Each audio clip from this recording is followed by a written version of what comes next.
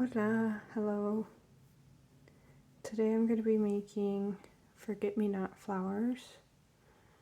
It's for one of the co-workers of my partner, whose brother unfortunately passed away, and I was thinking, what could I make? I was looking at different flowers and I thought, oh, forget-me-not. Just the name of them is a really nice name. So I've made 2 petals, and the forget-me-not color is very beautiful and unique. This is probably not showing up very well, but I actually mixed purple and blue together to make these petals, and I made these 2 petals, which are a lighter purple blue, and then I also made this one, which is darker purple blue, and I'm going to make both like light and dark flowers. And then I'm going to put them on this card with this circle here. So let's quill some petals. The way I'm doing this double color is just putting 2 strips together. So it's pretty simple. And what I'm actually doing is, it's hard to quill 2 strips of paper together like this. So I start with the blue color pulled out a little bit more from the purple color, and I'm going to glue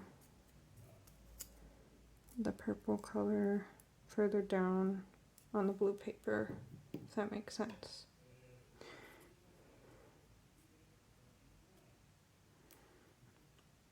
And the reason why is so that, well, first of all, the center of the petal will be blue, and also so that it's easier to get the quilling strip into the little slot. And I'm going to use my quilling coach for this. Just makes it easier. So, how is everyone? Let me know down in the comments how you're doing. Today is a cloudy, rainy day, but actually that's a good thing in my opinion, because lately there have been a lot of smoky days and, days without enough precipitation. So the rain is a welcome change, because it really helps the ecosystem around here. So I'm just putting glue on.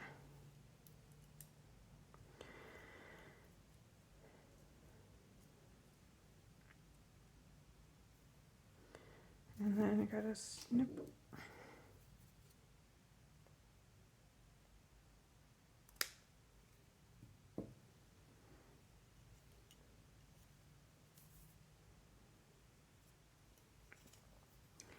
Yeah, so lately I've been working on my schoolwork, and I'm working on my thesis, which is due in a few months, and at the same time I have to be working on all my other classwork, writing all those essays. So it is quite a lot of work, and this will be my 3rd master's degree and my 5th degree overall, because I have 2 bachelors. So I'm no newcomer to hard academic work. But I do see a difference in my attitude toward schooling and, classes and homework and all that, now versus when I was, younger.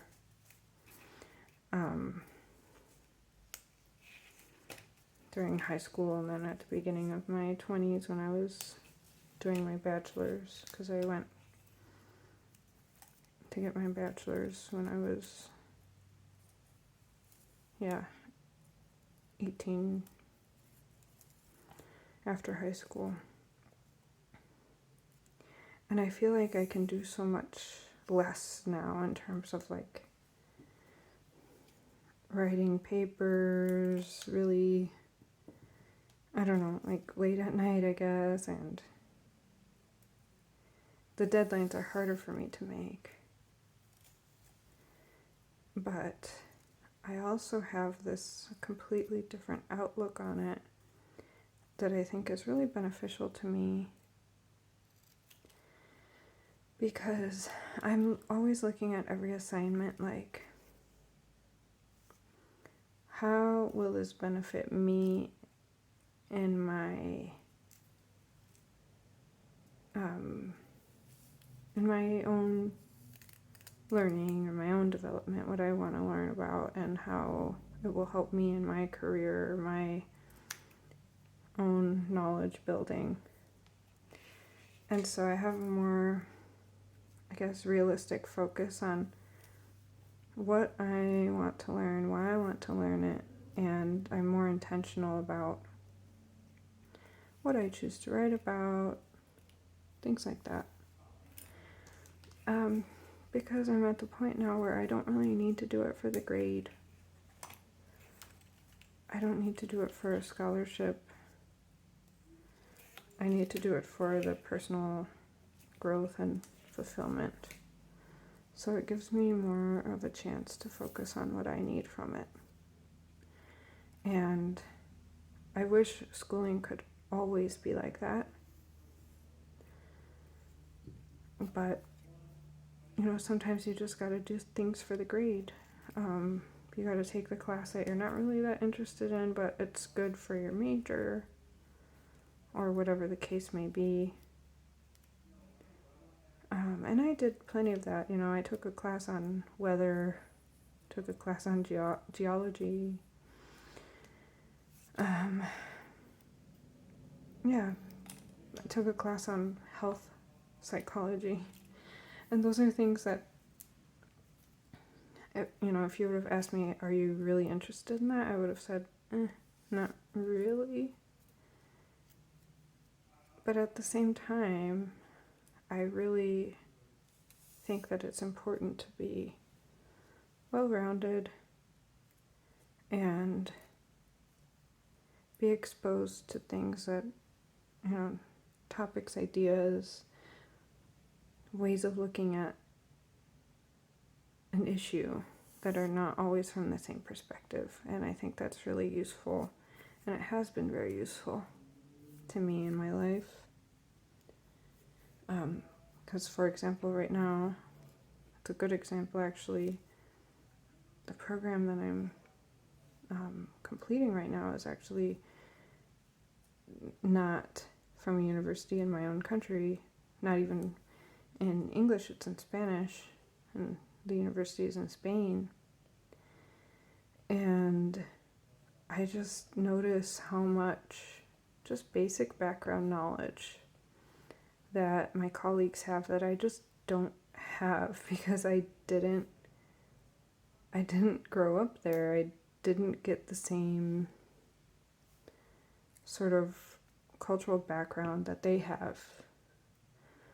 We learned so much in elementary school, things like that, about just the basics of our country's history and world history from the perspective of whatever culture we're growing up in.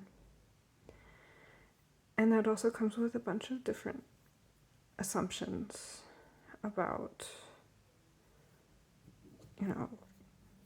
your your place in the world, your country's place in the world, other countries' place in the world, how to look at certain things, how to look at certain events, how to interpret them. And it's valuable to me to kind of be forced to look at things from a different perspective, even though I don't agree with a lot of the things, actually.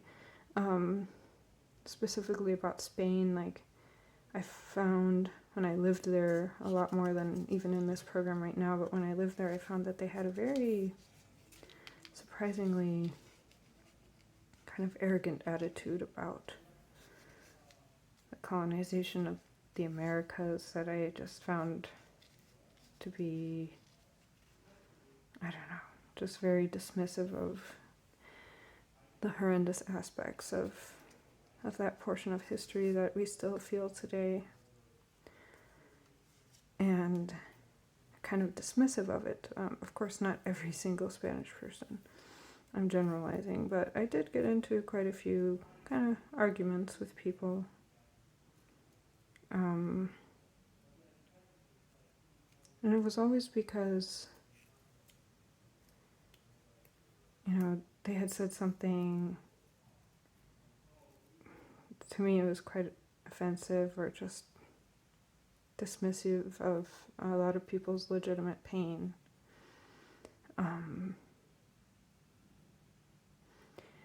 And a lot of times arguments kind of happen because they would say that my accent in Spanish is not that great, and I would say, well, you think so because you speak Spanish a certain way, and I don't speak like that because that's not how I learned it, and then the way that I speak it is not incorrect or illegitimate. Just because it's not the continental peninsular Spanish. I guess not continental, peninsular is a better word. Anyway, I don't want to be complaining about that too much. I just, it is, overall a benefit to be exposed to different worldviews, and that's definitely something that I'm getting in this program. But I'm really excited about my thesis. I'm going to be analyzing a book called Payaso Literario, which means literary clown. And it was written by this amazing woman called Prudencia Ayala. She is Salvadoran, or she was. She passed away in the 1930s. Born in 1860s or 1880s, I don't remember. But she was just an amazing person, very much ahead of her time. She was actually the first female candidate for presidency in El Salvador when women weren't even able to vote. They weren't allowed to vote. It wasn't legal. So they didn't have suffrage, and she fought for women's suffrage in her country. She was extremely just so intelligent. I think this one came out well, where you can see the mix between blue and purple. Yeah, anyway, she was so intelligent, so... I don't even know how to express... I'll just tell you more about her and you can see what I mean. So she actually stopped going to school in 2nd grade. And she was an orator, she was an author, and so that meant that she was literate. And how did she learn to read and write? Well, she taught herself. In Spanish, it's called autodidactico.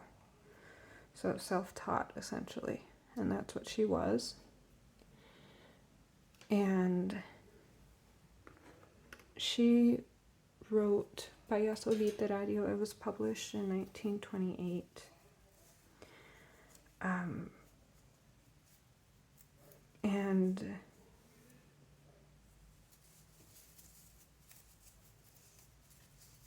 the clown that's in the title is a very curious character. Basically, the book is, the way that I described it to my thesis advisor, I described it as, it's a book of bricks, and the clown is the mortar that is in between the bricks. And what I mean by that is that the book is not one continuous story or essay or narrative. It is a collection of essays and responses and poetry, prose, a whole bunch of different types of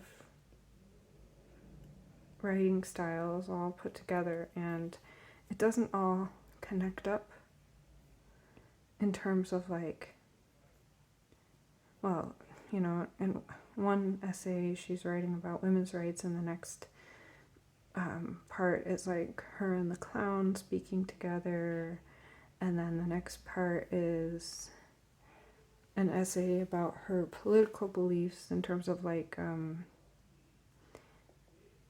the status of Central America as one unionized or you know, unified, I should say, republic versus separate countries, which she was a proponent of unifying all of the Central American states into one country. And, you know, anti-imperialism. So she was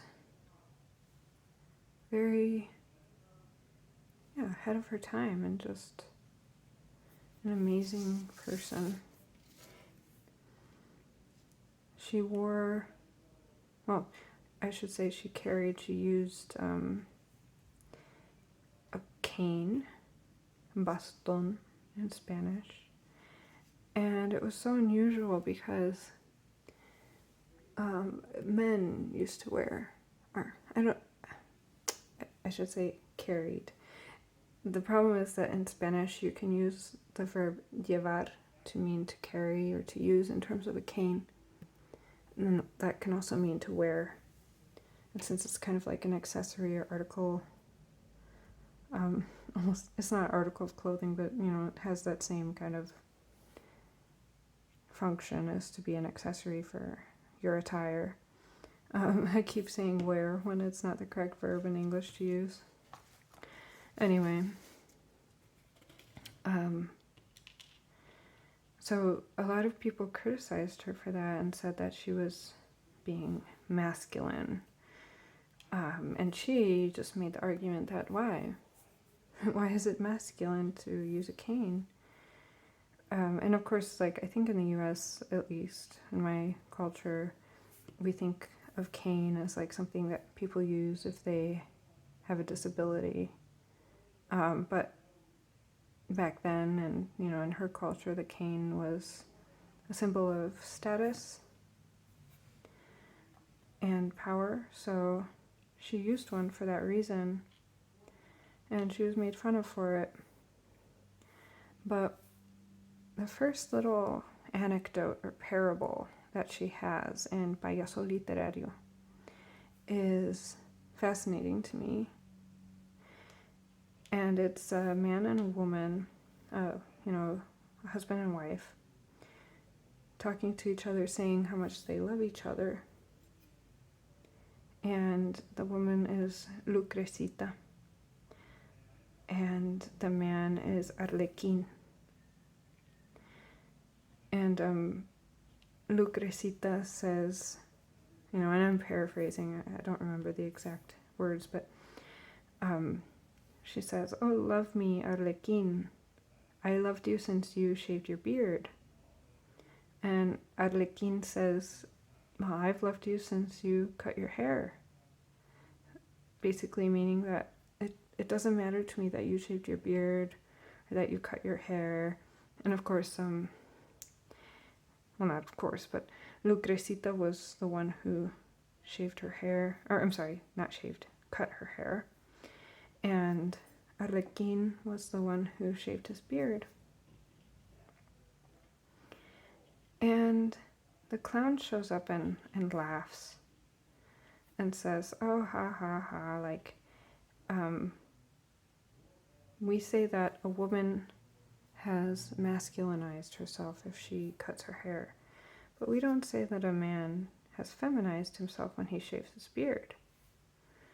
Even though, traditionally not having facial hair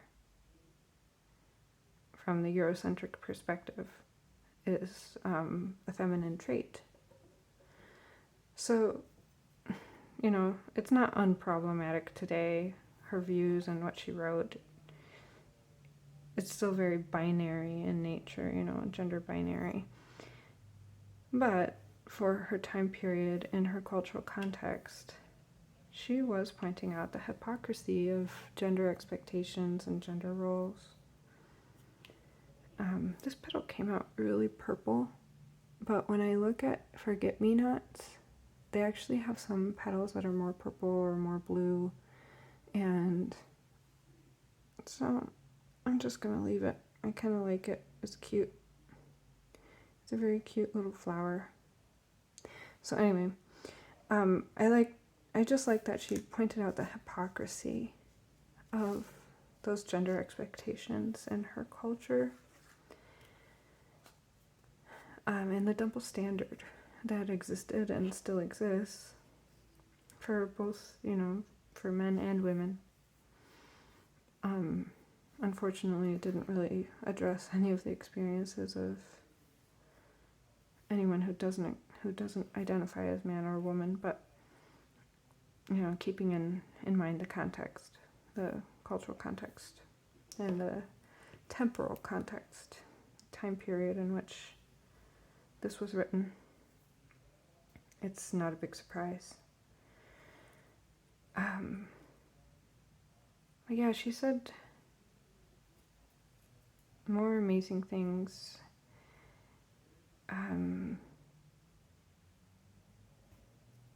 And she really criticized the people that spoke against her. And I think something that was really brave of her is that actually in her book, Payaso Literario, she published the words of her critics.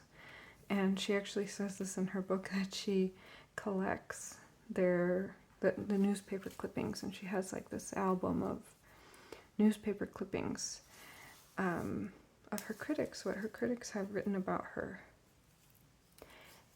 And in her book, Payaso Literario, she republishes their words and the criticisms against her, and then writes up a very bitingly sarcastic and just intellectually superior response to them. But I think just the very act of publishing your critic's work, word for word, unaltered, in your own book, that takes bravery, it takes intellectual courage to do that. To be able to do that and say, okay, this is what you said about me and my work. Well, this is what I think about you and your work. And she does also point out just, the privilege involved, and how much easier it is for her male critics, of course, to receive recognition and just be accepted by the political and literary community when she isn't and can't, despite her superior intelligence in many ways. She had to fight harder, longer, more to even just be considered a fraction of what her male colleagues were considered. And that's, unfortunately, it seems like it's a tale as old as time. And then I also decided to do my thesis about her, write about her, because I had never heard of her before. One of my students actually told me about her. And because I had asked them, what do you want to do after the AP test? What do you want to study?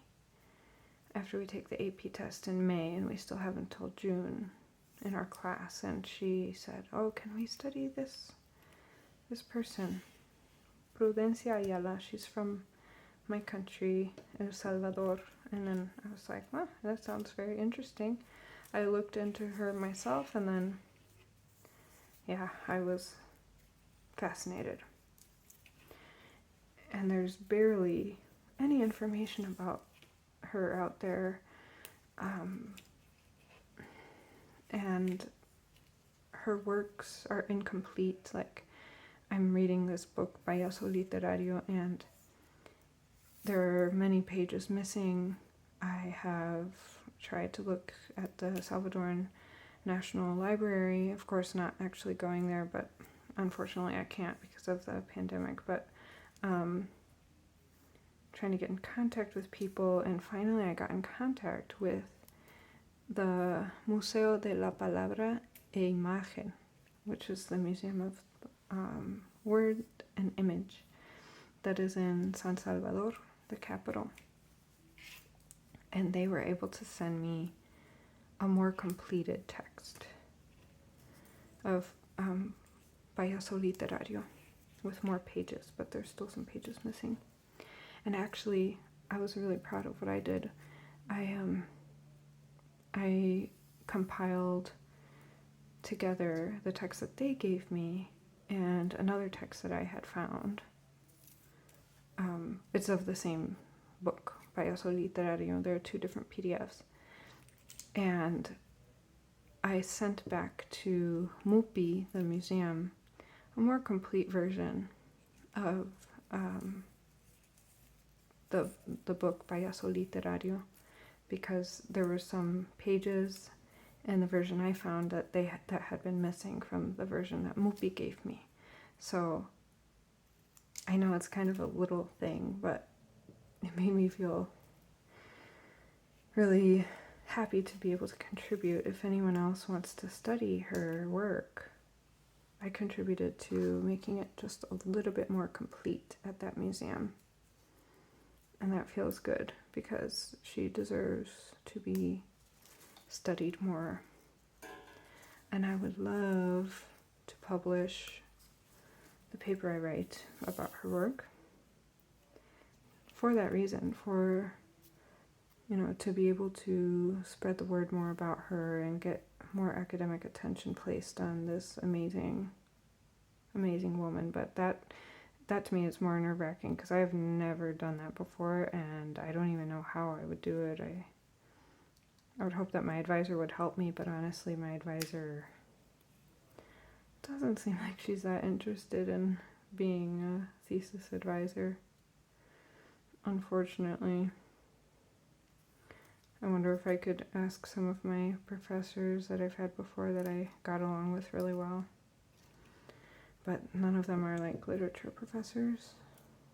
I don't know. They still might be able to help me. Or if anyone knows how to get something published in an academic journal, that'd be cool. You could help me out, help me to spread the academic word about this amazing person and her amazing literature. Yeah, it's like a time capsule, that book. It takes you back. I'm talking like I actually was around, but I wasn't around that time. And I have never actually been to El Salvador, but I am trying to immerse myself as much as possible in the historical context and trying to understand her perspective based on, of course, on her own words, but also on the situation at the time, what she was reacting to, and yeah, it's an interesting exercise. I realize how difficult it is to get out of my own cultural viewpoint and also temporal viewpoint, because, you know, culture depends on different people, different places, but it also depends on different times, because within the same culture, within the same country, time really makes an impact on how things are practiced and what perspectives people have, what understandings people have.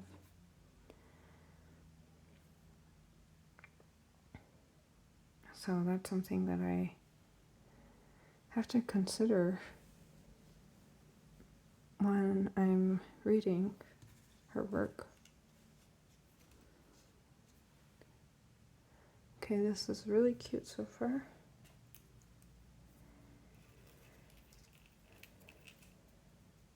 But unfortunately, I think I'm going to stop because my arm is getting kind of sore. I hurt myself almost a year ago now.